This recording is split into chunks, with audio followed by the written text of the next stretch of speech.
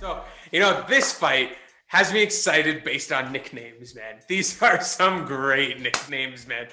I was dying at Bruce Leeroy, like dying. That is a great nickname.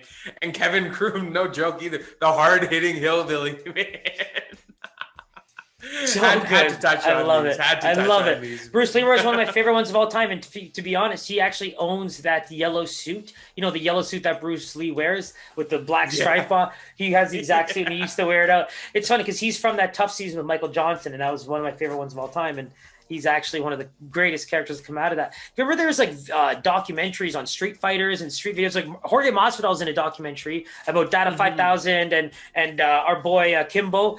And so is Caceres. So like these guys are all from that same scene of like Florida. That's what they should call street fighting in Florida. So Florida street fighting scene. And yeah, they both are kind of looking good. Yeah, that's crazy. I had no idea, man. Just, looking into him, he's on a bit of a hot streak, won 3 in a row. And man, I'm not going to lie. Did cutting that fro give him that last submission, man? Allow him to get in there real quick? I hadn't seen no submission from him before. I know, right? And that's the thing. Like, he's so creative, man. Like, I love his energy. He's always smiling. I think that he's hella underrated. Him and Michael Johnson have like similar records in a weird way. I'm not going to give him the same credit of some of the guys that Michael Johnson has lost to, but when you look at Caceres' record, it's just like it's a little misleading, I believe, for how good they are as actual fighters, right? And so if you think about just how he's able to kind of stay on his bicycle and constantly move and pick his shots and use the kicks and even strikes, and his scrambling abilities is amazing. He could sit on your back for the entire round if you want him to. Yeah, he definitely could. And like you said, that versatility, that ability in his game is crazy. It's going to be crazy for Croom to deal with. I think this is another level of beast for him. His debut was insane. I mean, granted, it was finished as a no contest, a little bit of that smoke. But man, what an impressive fucking standing guillotine choke, whatever that was, man. That was crazy. Which was actually followed up originally by that big shot he landed. So he goes in, he's faking shots, and then boom, craps him once, and Roosevelt just falls. Like, he just drops. And he's trying to get in there with the ground and pound and just locks it up. Like, it looked great. Yeah.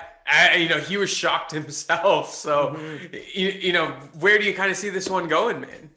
Well, that's the thing, right? I like Croom. What we saw in that little bit, I mean, that whole marijuana thing in MMA, it is what it is. Like, I think that's going to be an old story sooner or later. But for now, skill-wise, he's definitely going to be a test.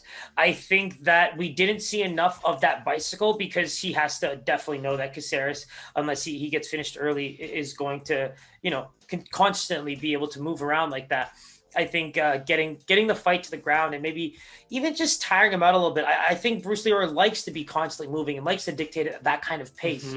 If he can keep you in front of him and have you pushing forward and just pick shots, run around, kick. I think he enjoys that and take it to the ground if he really cares to or wants to. That's what he's going to be looking for. And with Croom, it's like, just get it against the fence, calm this kid down. He's just going to keep running and he's going to keep landing. So I think just, calming him down, dictating that pace, don't play to his pace if it's just not the way you want to see the fight going, because I think in that Roosevelt fight, he showed that prowess, right? And then I think that it's a different fight now. I really believe that these are going to be styles that match up a lot better. I think Roosevelt Roberts might be that guy that has that feeling out process and really gets into his motions and really picks it up as the fight rolls on. Not really what you want to see from these kind of guys, because like the moment they feel what they're feeling, they seem to do very well. And the Chase Hooper upset is massive, right? Like that's where Bruce Leeroy almost came out of his shell. I think that was massive. Yeah, and that's one that kind of stood out to me as well. And so, let's dive into the lines here. Who do you see being the favorite here and kind of by how much? Kind of what I saw there, it's just like that the win streak is going to finally give this kid a bit of dues that he requires, and I think it's going to speak from the Devils in Red as well. And so we're going to go with that minus 200. I just don't see that it can be much more than that, but also I'm going to give him that respect of that 3-fight win streak and the experience that he has, because I know what Croom can do, but I just think that it's going to speak volumes to the public.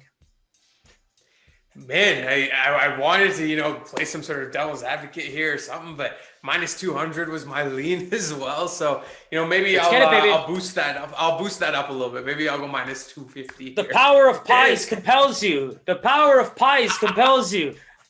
This man straight throwing exorcism at me. No, I'm talking to Vegas. Oh, wow, dude. It actually is in between what our two guesses was, man. Minus 225 for Caceres here.